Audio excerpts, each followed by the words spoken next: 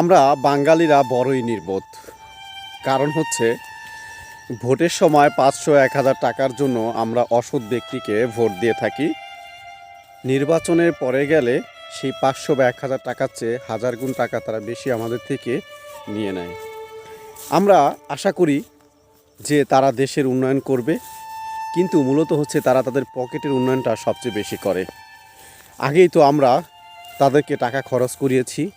এখন যদি কোনো ব্যক্তি 10 লাখ টাকা খরচ করে, সে নির্বাচনের পরে জয়ী হয়ে মিনিমাম 1 কোটি টাকা সে উত্তোলন করবে, এটাই নিয়ম।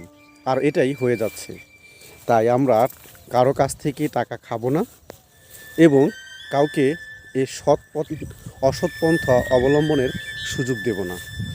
সৎ লোককে দেখে নির্বাচনে ভোট দেব, যাতে আমাদের দেশ সামনের দিকে এগিয়ে যায় এবং দেশের প্রতিটি মানুষ সুশৃঙ্খল জীবনযাপন করতে পারে। আপনার একটি ভোটেই পারে দেশের চিত্র বদলে দিতে।